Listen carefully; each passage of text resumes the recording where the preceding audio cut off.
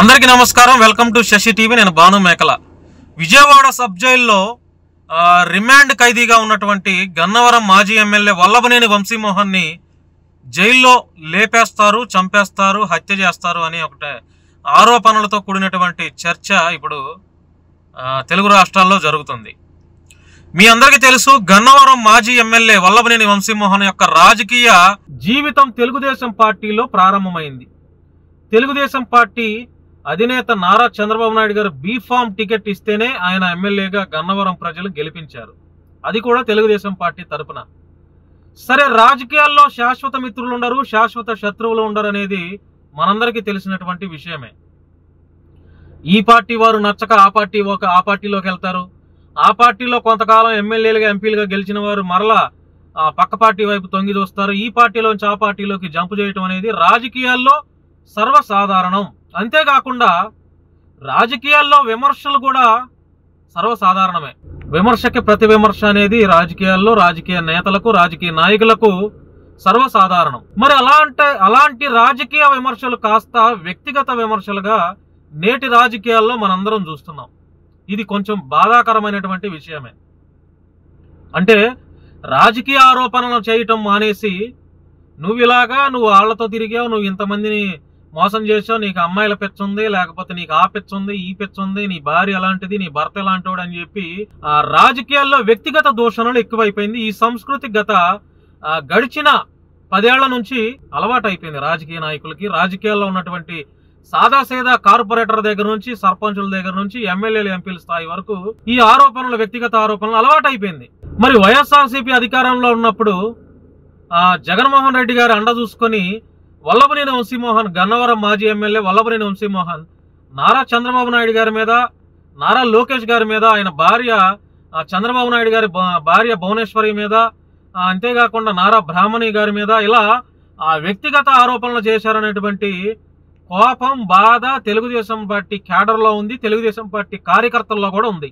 లోకేష్ ఎవడకు పుట్టాడని, ఆయన భార్య చంద్రబాబు గారి భార్య భువనేశ్వరి మాధవరెడ్డి, ఎలిమినేటి మాధవరెడ్డి అని ఇలా వల్లభనేని వంశీమోహన్ ఈ రకమైనటువంటి వ్యాఖ్యలు చేయటంలో చంద్రబాబు నాయుడు గారు స్వయంగా ఆయన కన్నీళ్లు పెట్టుకున్నటువంటి వీడియోను చూసాం.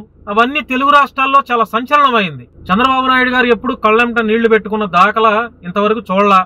అలాంటిది వల్లభనేని వంశీమోహన్ గారి వ్యాఖ్యలతో చంద్రబాబు నాయుడు గారు కన్నీళ్లు పెట్టుకున్నారు. తెలుగుదేశం పార్టీ కూడా అదంతా డైజెస్ట్ చేసుకోలేనటువంటి విషయం అని చెప్పొచ్చు.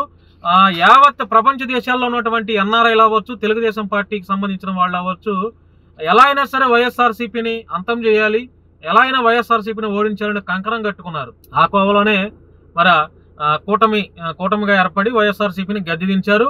మరి కూటమి ప్రభుత్వం గెలిచిన రోజు నుంచి వైఎస్ఆర్సీపీకి సంబంధించినటువంటి కార్యకర్తలపైన, నాయకులపైన కేసులు పెడుతున్నారు, అరెస్టులు చేస్తున్నారు, దాడులు చేస్తున్నారు. ఇది కూడా తెలుగు రాష్ట్రాల ప్రజలు చూశారు. చాలా మంది కార్యకర్తలు కూడా చనిపోతున్నారు. ఇదంతా చూశారు. ఆడా లేదు, మగా లేదు. వైఎస్ఆర్సీపీకి సంబంధించినటువంటి కార్యకర్తలు అవ్వచ్చు, నాయకులు అన్న వాళ్ళ మీద కూటమి ప్రభుత్వం కక్షాపూరితమైనటువంటి కేసులు పెట్టి కక్ష సాధింపు చర్యలు చేస్తున్నారని వైఎస్ఆర్సీపీ వాళ్ళు ఆరోపిస్తున్నారు. ఇది మనం కూడా చూస్తూనే ఉన్నాం.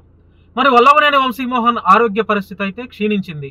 ఆయన దగ్గుతో దగ్గుతున్నారు, శ్వాస తీసుకోవడానికి కూడా ఇబ్బంది పడుతున్నారు అని చెప్పి ప్రభుత్వ ఆసుపత్రులకి ఆయన పరుగులు పెట్టడం చూస్తున్నాం. ఈలోపు ఒక కేసులో బెయిల్ వచ్చింది అనుకుంటే మరొక కేసులో ఆయనకు పీటీ వారెంట్లు వేస్తున్నారు పోలీసు వాళ్ళు. ఇలా వల్లభనేని వంశీమోహన్ ఇంకా రిమాండ్ ఖైదీగానే ఉన్నారు, రిమాండ్ ముద్దాయిగానే ఉన్నారు. ఆయన రిమాండ్ కూడా పొడిగిస్తూ ఉన్నారు. బెయిల్ వస్తుందన్న పలానా కేసులో బెయిల్ వస్తుంది అంటే ఇంకో కేసు పోలీసు వాళ్ళు పెడుతున్నారు. ఇప్పుడు రీసెంట్ గా గన్నవరంలో సంబంధించినటువంటి ఇళ్ల స్థలాల దానిలో అక్రమాలు చేశారని చెప్పి గన్నవరం మాజీ ఎమ్మెల్యే వల్లభనేని వంశీమోహన్ పోలీసు వాళ్ళు పీటీ వారెంట్ వేశారు. మరి ఎన్ని రోజులు ఉంటారో, అయితే ఎన్ని రోజులకు బెయిల్ వస్తుందో, ఎన్ని రోజులు జైల్లో ఉంటారో తెలియదు.